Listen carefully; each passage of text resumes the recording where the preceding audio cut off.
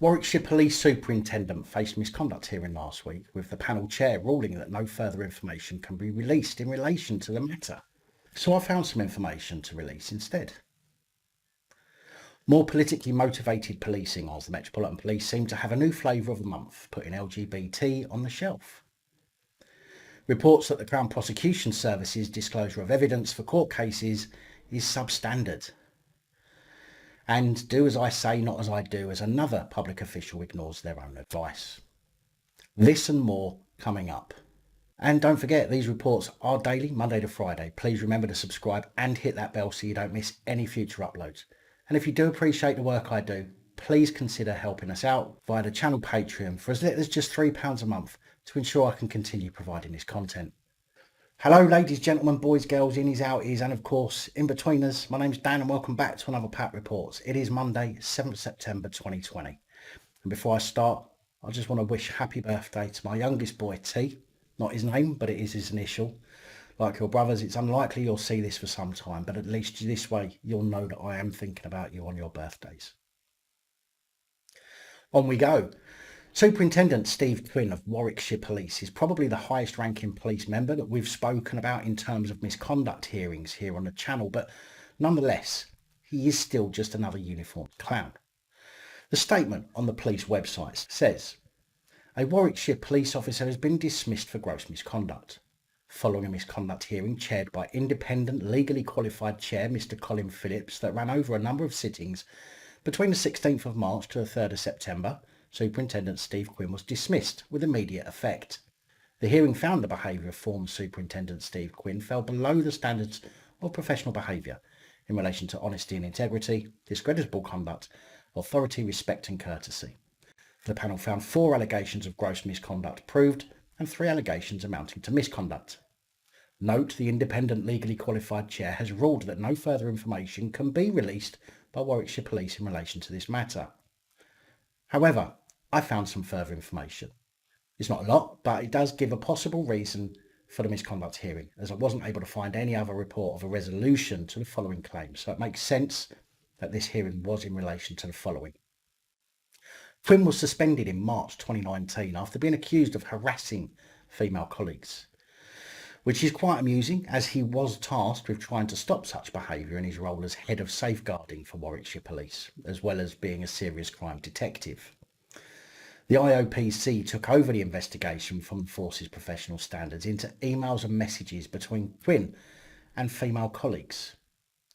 Now, if I do find out any additional info or it turns out not to be what he was dismissed over, then I will of course let you know in a future report, because I want to make sure that the information I give you is accurate. A body was found in a lake in front of Kensigton Palace on August the 29th, and the Metropolitan Police allegedly informed the wrong family.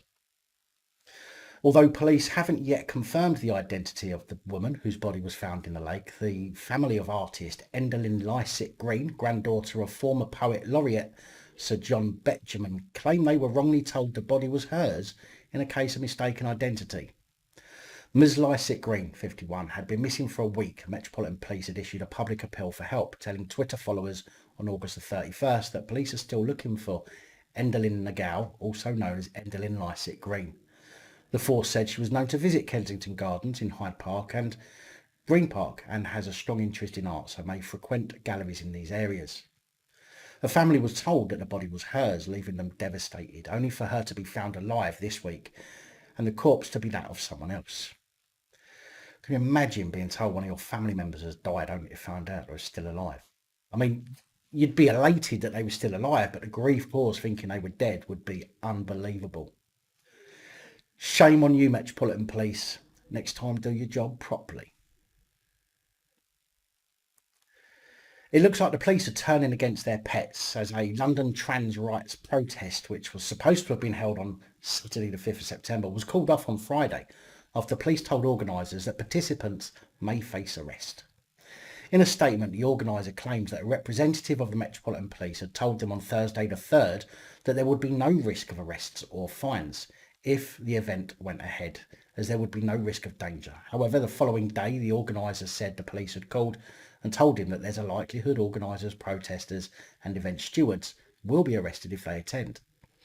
The police used the new regulations that came into force recently, giving the police powers to fine people for organising or attending such gatherings of more than 30 people.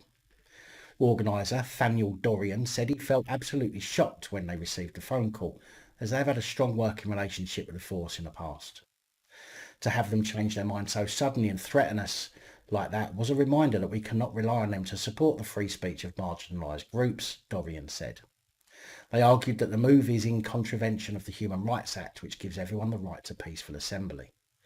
Given that protests like ours require mandatory use of face masks and social distancing, our recognition of ensuring the safety of our community during the pandemic should be recognised, especially considering our own government's hypocritical allowance of people to engage in far more dangerous activities, like going to the pub. Since announcing that the protest was cancelled on Friday, Dorian said they've heard from trans people who are incredibly disappointed. Many feel that law enforcement system is not designed to protect them. Marginalised people do not feel protected by the police. We feel at risk, and actions like this will only make matters worse. Well, just when you thought it couldn't get any weirder, the Met Police, the biggest supporters of the LGBT movement, turn their backs on them with threats of arrest while still allowing BLM protests to happen, as we saw the same weekend Piers Corbyn was fined £10,000. It would appear that the police have a new favourite, their flavour of the month, if you will. It seems that poor driving is on the increase in the police, as we have another police vehicle involved in an accident. This time is from our neighbours, the Police Service of Northern Ireland. The two-vehicle collision happened on the Lough Road area of Antrim on Sunday, August 30th, just before 12:30 p.m. There were no reports of any injuries in the incident, and the footage appears to show the PSNI vehicle overtake a car before sliding round a corner in wet conditions and into a crash barrier. What is it the police like to say? You must adapt your driving to the conditions. If you're the public, of course, being the police, you can drive exactly how you like. Now, when you see this footage in just a second, I am astonished that the cop even thought about the overtake before turning off. Even an idiot wouldn't have tried to pull that move off. And, well, I guess the video says all it needs to. Thankfully, however, as I've said, there were no reports of any injuries, except the plot's pride.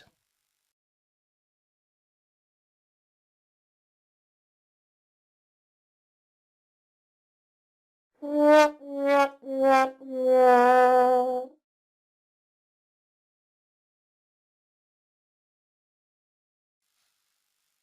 report by Her Majesty's Crown Prosecution Service Inspectorate into the Crown Prosecution Service's disclosure of evidence has shown that it's still substandard.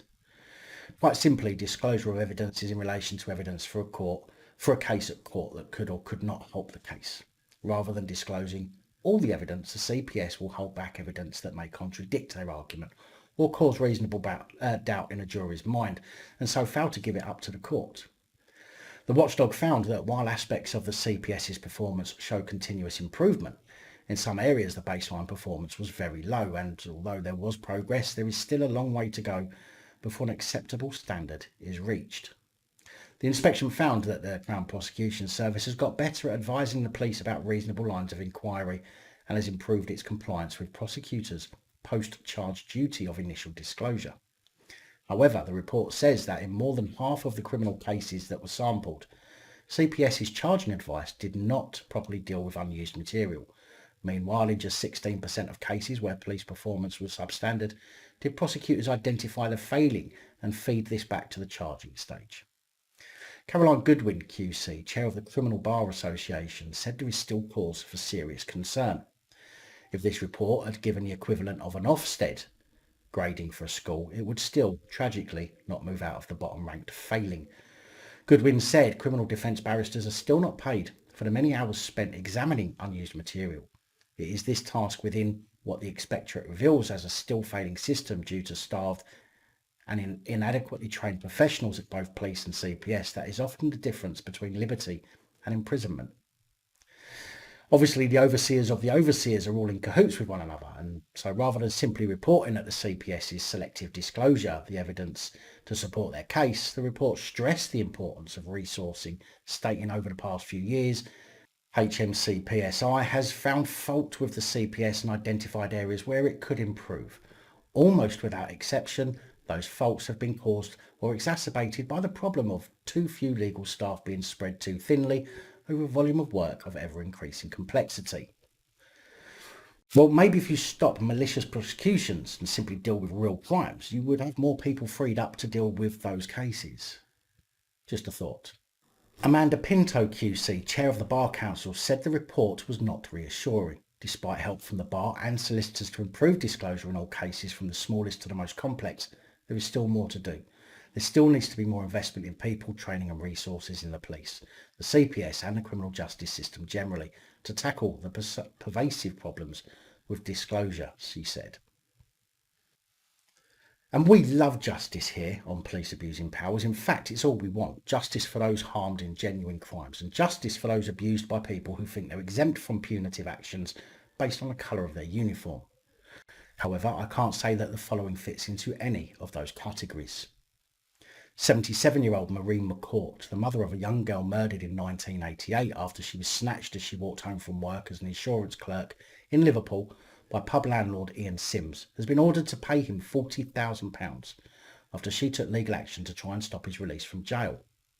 Sims has never revealed where the body of Helen McCourt is, and although now there is Helen's Law, which means no parole for killers who refuse to disclose where a body is, that law was brought into action a month after Sims was let out on licence. Marie argued that Sims, who was convicted of murder on DNA fingerprint evidence in 1989, should have remained in jail. She took the case to the High Court, which ruled the parole board had adopted a balanced approach on Sims. Judges refused Marie's permission to challenge their decision and said she must pay towards his legal costs, giving her just days to contest the ruling. But Marie, who's been fighting for more than 3 decades, said she now lacked the energy, stamina or funds to carry on her court battle, adding, "I don't believe I can take this legal fight much further. It's almost killing me. To carry on would just put my family and everyone else through the ringer again." Shadow Justice Secretary David Lammy said Helen's family should not have to pay Sims a penny. He added the government should recognise the exceptionally tragic circumstances here and apply some common sense. And for once I find myself agreeing with old lamb chops, who's usually whinging about something ridiculous, but on this occasion I do have to agree. There is zero justice in this ruling, and at 77 I would not be surprised if Marie loses just about everything she's worked her entire life for, which is utterly heartbreaking. Sticking on the subject of unjust rulings, I'm not sure you can get any more unjust than Greater Manchester Police introducing a public space protection order in Bolton prohibiting the homeless from, quote, placing themselves in a position to beg or solicit money, unquote. Although I don't think many have put themselves in a position to be homeless. The new PSPO means that homeless and beggars can be moved on or handed a £2,500 fine. Like finding someone with nothing is going to help the situation they find themselves in. Real good critical thinking there. Ashley Bridge councillor John Walsh explained that the measures have been put in place because of aggressive beggars who, he said, often falsely claimed to be homeless. The issue started with 3 large stores in the area, The Range, Lidl and Asda, he said. In particular, people at Asda were being approached by a number of beggars who in many cases weren't homeless or in need. So rather than simply fining people, because let's face it, police and enforcement agents never follow the rules and pretty much always go for the enforcement of fines, how about put your time to use and investigate if they are actually homeless, destitute and hungry? That would be a far better use of their time, rather than taking away more from those who have nothing. He continued, the problem has been aggressive begging that was upsetting people and putting shoppers off. We had meetings with business owners, the police and the council to see what we could do about it. What utter BS. If people want to go shopping, they're hardly going to be put off enough to not go shopping because somebody's asking for change. Or in many cases, as I've experienced myself, people simply sitting there and not asking for anything. Councillor Walsh believes many of the people who had been begging in the centre of the borough have now moved to other areas like Ashley Bridge to avoid the punishments. He also says a large number of the people spoken to by police had falsely claimed they were homeless, but when checks were carried out this was found to be untrue. So because they can't be bothered to do the checks, all of the genuine homeless are now having to go hungry and be affected. Just do the checks and find the people who are lying. Isn't that the job of the police, to investigate things? Ah, sorry. That was Bobby's of old, wasn't it? Yeah, they don't do things like that anymore. They just make up charges that don't need any real evidence. Councillor Walsh added, we have got some very good organisations in Bolton like Urban Outreach who are always providing food and accommodation to people who genuinely need it. If these were genuine homeless people, the best thing to do would be to help them get in touch with these groups who can support them. But it's often not genuine. One person I know spends his day aggressively approaching people visiting Asda and then returns to his home across the road. That's just not acceptable. The police feel that by having these measures in place, they can break this cycle. And that's really important to try and stop this and help people. Yeah, of course. What's the best way to genuinely help a genuinely homeless person? Oh yeah, find them money they don't have. I mean, where on earth are we finding these clowns that make these rules? Now, I know we all love to see the hypocrisy of those who tell us to do but fail to do themselves, especially during this period of civil rights erosion. We've heard lots about MPs, government officials, councillors, etc., ignoring the very advice that they're forcing onto us. So it's likely not going to be a surprise that we have another, although this one is from Scotland. Susan Atkins, leader of Scotland's biggest council, Glasgow, last week begged the residents of the city to follow new stricter social distancing rules to stem the spread of new cases. Rules including not gathering in groups of more than 3 households and staying a metre apart. The First Minister has tonight announced a return to some new restrictions for the City of Glasgow following a spike in new COVID infections that appear to have been transmitted within and between households. We can never forget that this virus has not gone away, but it is vital that we move quickly to stop any outbreaks before they get out of hand. We must all now follow these new guidelines. I urge all my fellow Glaswegians to remember the best way to avoid catching or passing on the virus is to wear face coverings, have good hand hygiene, maintain a safe distance from others, and crucially, restrict the number of people at gatherings in your home. Stay safe, Glasgow, and keep others around you safe as well. Thank you very much. However, by the end of the week, she seems to have forgotten the rules herself, as she was seen with 3 colleagues, fellow SNP councillors Christina Cannon and Jen Layden, drinking in the Metropolitan bar on Candle Rigs in the city, even posting a picture of herself on social media with the comment, yes, drinks out with the ladies. Just one day before, she begged people to please follow guidelines to avoid further measures such as schools closing. Of course, as a political party, just like they all do, they made up some rubbish to protect her by saying that she had not broken rules, claiming councillors Layden and Cannon had formed an extended household, meaning they could be classed as one household. So there you have it, folks. If you all want to go out with your mates, just tell people you formed an extended household. Well, that was easy to get around, wasn't it? A spokesman from the SNP said, whilst this did not breach guidance, Susan understands it may have appeared that way and is sorry it caused concern. But even with Thomas Kerr, leader of the Scottish Tories group at Glasgow City Council, saying this is reckless behaviour, Lib Dem Health spokesman Alex Cole-Hamilton saying the decision of these councillors is wrong and insensitive, and Scottish Greens councillor John Molyneux saying, I urge them all to apologise, the Scottish Government have still declined to comment. Now, I'm not personally suggesting that anything she's done is wrong, but what is wrong is the hypocrisy and blatant fuck you attitude these senior government officials have towards the general public who they serve.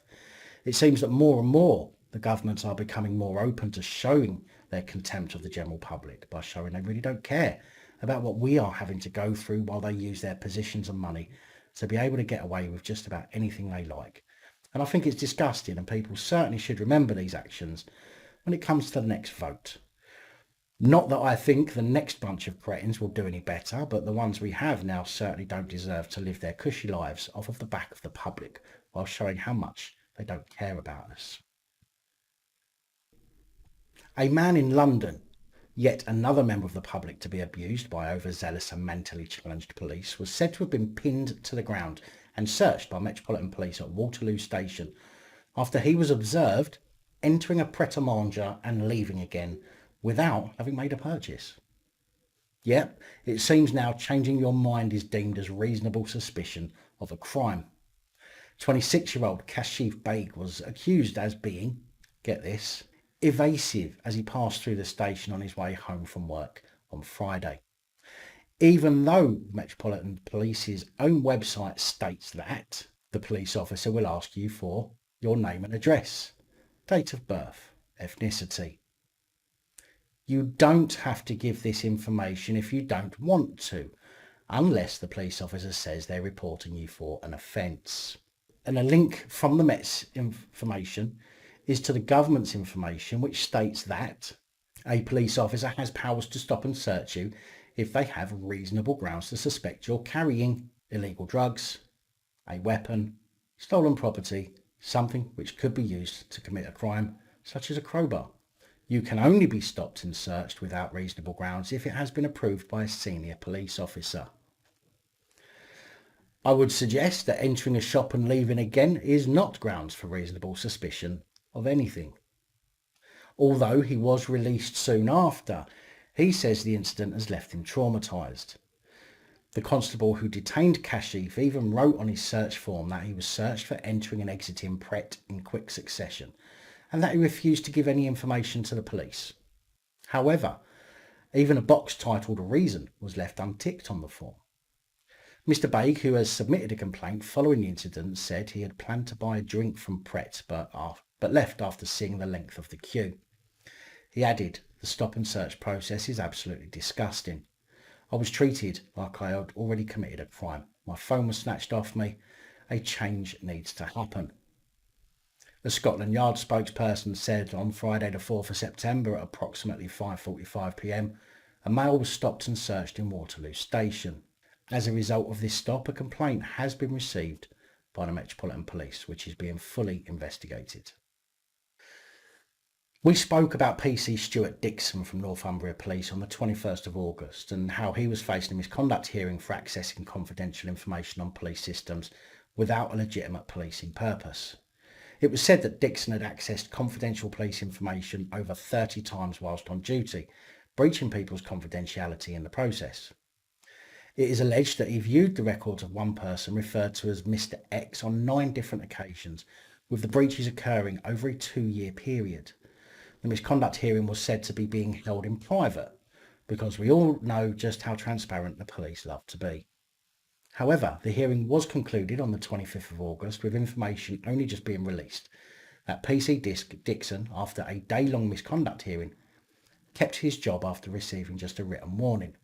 Superintendent Steve Amari, head of professional standards at Northumbria Police, said, "We expect officers and staff to maintain the highest standards at all times, and if anyone is found to have fallen below these, we are committed to taking appropriate action." On Tuesday, August the 25th, the panel of an independently chaired misconduct hearing concluded an officer had breached the standards of professional behaviour and that it amounted to gross misconduct. The panel determined that he should receive a written warning. And what's interesting about this is that it was yet another hearing that was held in private, even after the government ruled that misconduct hearings should be held in public unless there are exceptional circumstances. However, a second hearing that was held last week as well by the same police force was also held in private. PC Catherine Baxter is said to have purposely run up credit card debts without the means to be able to repay the debt whilst she was applying for bankruptcy, and also applying to the police credit union for a loan dishonestly by not declaring her bankruptcy petition. However, all but one allegation was dismissed by the panel, that one being that she had dishonest in applying for the loan from the police credit union back in August 2014, and for being a dishonest copper on the verge of bankruptcy, which is one of the reasons you can't be a copper in the first place, because it makes you a risk and open to bribery. But despite ruling that she had committed gross misconduct, PC Baxter escaped with a final written warning too, meaning that she can keep her job as well. Just the kind of trustworthy police we're looking for.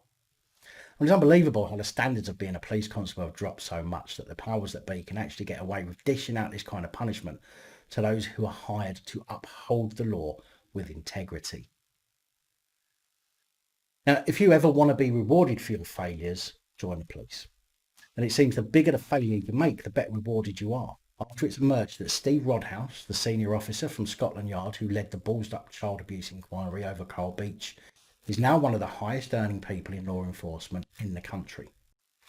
The Carl Beach investigation, known as Operation Midland, cost taxpayers several £million and damaged the reputations of public figures after the claims by Beach were deemed as credible and true by the Metropolitan Police. In the wake of the investigation, Rodhouse was called on to quit and to face a fresh disciplinary investigation after he was controversially cleared of misconduct without even being interviewed. Although it's said that Rodhouse isn't the only key police figure involved in the shambles to have been rewarded for failure with promotions and or enrichment since the case.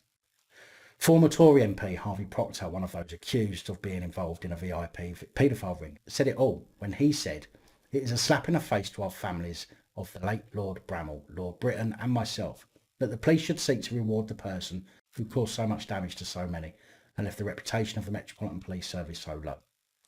What Steve Rodhouse and senior officers in the Met have got for themselves is a self-preservation society which has outrageously allowed them to get over-promoted, overpaid and over-protected. He should no longer be working as a police officer." And I couldn't agree more with that statement. It was Mr Rodhouse who, when the Deputy Assistant Commissioner in the Met decided in November 2014 to investigate claims by Beach that he had witnessed child abuse and murder carried out by leading establishment figures. He then decided to hold a press conference at which another officer described the fantastical claims as credible and true. The £2.5 million inquiry closed without any arrests or charges in March 2016, and Beach was jailed for 18 years last summer. Mr Rodhouse was accused of serious errors in the damning inquiry into Operation Midland by former High Court Judge Sir Richard Henricks, for having neither met him nor read any of his contradictory interviews at the time the investigation was launched. He was one of 5 Metropolitan Police officers referred to watchdogs, but was cleared within months without even being spoken to about his conduct in the case. Mr Rodhouse then joined the National Crime Agency as Director General of Operations, effectively deputy to its head, Lynn Owens. Rodhouse's total pension pot after pay increases, bonus, etc. now stands at a whopping £2.2 million, while he continues to earn £180,000 a year. And police wonder why they've got no money when they're paying themselves this kind of wage. Unbelievable. Very big thank you to channel supporters one and all, especially the Patreon supporters. Your support is truly appreciated and goes a long way to help me continue. And that's all I have for you today. Please like, share, comment and subscribe. Let me know your thoughts, as I know many of you will. And until next time, stay safe, look after each other, film the police, and of course, other officials. Good night, all. Thank you for taking the time to watch this video. If you like the content and you'd like to help support the channel, you can do so. In the description of every video there are some links to ways that you're able to help support the channel so I can continue putting out content. If you're unable to help us in that way, hit that subscribe button up the top there. If you haven't already, become a subscriber. That is support enough. Share the videos, comment, like, it all helps. If you're looking for something else to watch, up top there is my latest video. Down the bottom there is a video that YouTube recommends for you.